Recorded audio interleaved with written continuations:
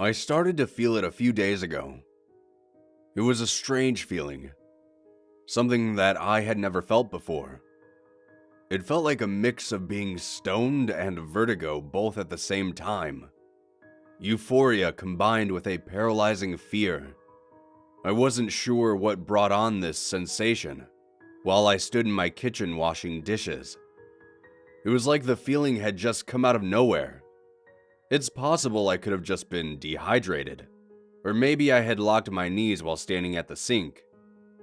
I found myself hunched over, gripping the countertop to steady myself. My legs began to buckle, and I tried my best to stumble away from the kitchen. Not 2 seconds had I exited my kitchen did the feeling subside. I felt completely fine. I felt like I had felt before I went to do the dishes, in fact. I stared into my kitchen, still pondering what had caused that. I rubbed my eyes and checked the time. 11:30 p.m. I had work in the morning, so I resigned myself to doing the dishes the following day after work. I shut off the lights, got changed, and quickly drifted off. While at work the next day, I asked my coworker if he had ever felt the feeling I had previously described.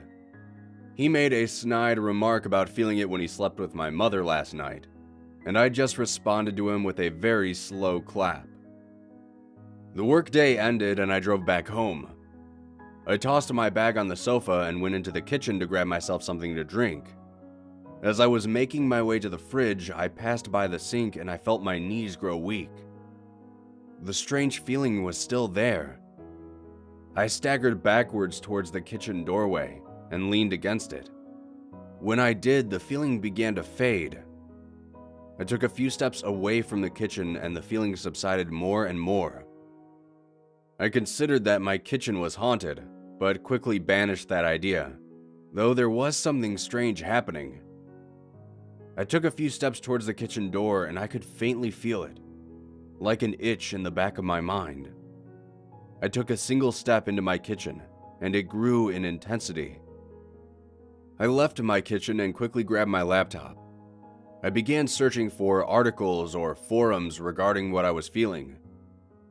There was almost nothing reported apart from medical and mental issues. I briefly considered my health, but I felt fine outside of my kitchen. I then thought about my mental status, but wondered why my brain would cause this feeling in only one specific spot. The search results became fewer and fewer after that. Some sites mentioned possible mold or lead poisoning. These both seemed much more likely, as under my sink could very well have been mold, and I had been drinking tap water up until I first felt that feeling. I breathed a happy sigh and contacted a mold removal company. They said they would be able to send someone out first thing in the morning. Since I had the next day off, I agreed. After I was finished, and since I couldn't seem to enter my kitchen, I ordered a pizza for dinner and went to bed. The following morning, I was awoken to my doorbell chiming loudly. I looked at the clock on my nightstand. 7 a.m. I groaned as I rolled out of bed and groggily made my way to the door. The man standing on the other side was far too happy this early in the morning. He greeted me with a nasally voice that grated on my eardrums. I sleepily led him to the doorway to my kitchen and pointed to the sink. Even though I was still half asleep, I could still feel that sensation. The man nodded to me and walked into my kitchen. I half expected him to collapse, but he didn't.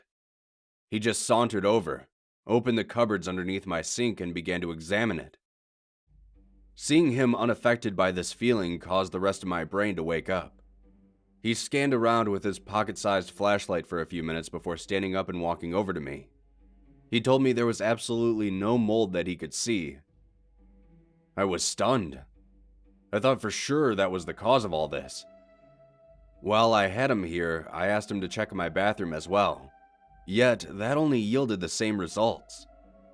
He apologized for not being much more help, and he left. After he left, I walked back over to my kitchen and noticed that the cupboards were still open. I inhaled a deep breath and walked over to them. The feeling was overwhelming, yet I persisted. I knelt down and examined the cupboards for myself. There was absolutely nothing under my sink aside from a couple cleaning products. While I was on my hands and knees looking under the sink, I felt something new. A warm sensation coming up from the floor in front of my sink. I felt around trying to keep my mind focused, and realized that there was heat coming from a small section underneath my floor. That had to be the cause of all this, I thought. I crawled on my hands and knees out of the kitchen. Once I crossed the threshold, I stood up and went to my utility closet to retrieve my crowbar. I once again entered my kitchen. The drone was growing more and more intense. I jammed the end of the crowbar into the floor and began to pry away the wood. 2 planks came free, and as soon as they did, that feeling completely stopped. The sudden release from that intense sensation caused me to exhale deeply. I sat next to the newly formed hole in my floor for a few minutes trying to catch my breath. As my breathing calmed, I felt my curiosity grow. I wondered what could have been in my floor that caused all this. I looked inside, and what I saw was not what I was expecting. I thought that there might have been some irradiated material or something, but what I found was a small black box. The box was metal and appeared to have strange markings engraved into it. It wasn't much bigger than a shoebox. I fished it out of the floor and set it in front of me. A million questions began to run through my head. Where did it come from? Why was it giving off heat? And what was inside? I flipped open the 2 metal latches on the front of the box and slowly peeled back the lid. I half expected it to explode in my face when I did, yet nothing happened. There was a handwritten note inside. When I first looked at it, I immediately recognized it as my own handwriting. Though that couldn't be possible as I hadn't written any note, nor did I place it in any box like this. Not to mention the fact that this box seemed to have been in the floor for a very long time. The note said, "I'm sorry. I've made a huge mistake, and I'm trying to fix it.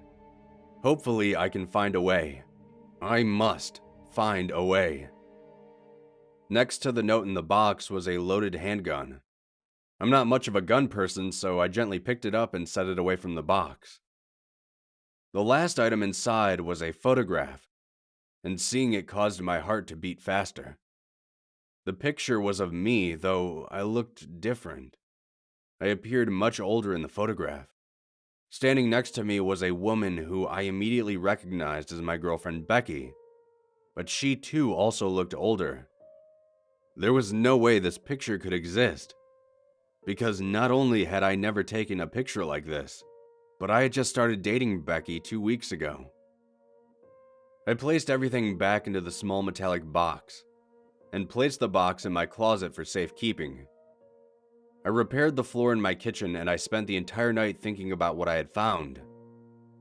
This discovery has brought on so many unanswered questions. Like, was that truly me and my girlfriend in that photograph? If it was, then why did I put it in a box with a gun? More importantly, how did that box get underneath my floorboards to begin with?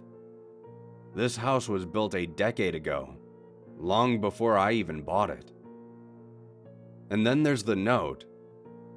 Who exactly was I apologizing to? And what was the huge mistake I made? Lastly, there's that strange feeling the box was emitting. That euphoric vertigo feeling. I'm not sure why that was happening or why it stopped once the box was revealed. I'm not going to pretend that I understand any of this because, quite frankly, I don't. I'm not even sure who to talk to about this type of thing. Do any of you have any ideas regarding my situation, because I'm at a loss here? I think I'm going to try to examine the box more closely tomorrow. And I'll try my best to let you all know if I do find anything more.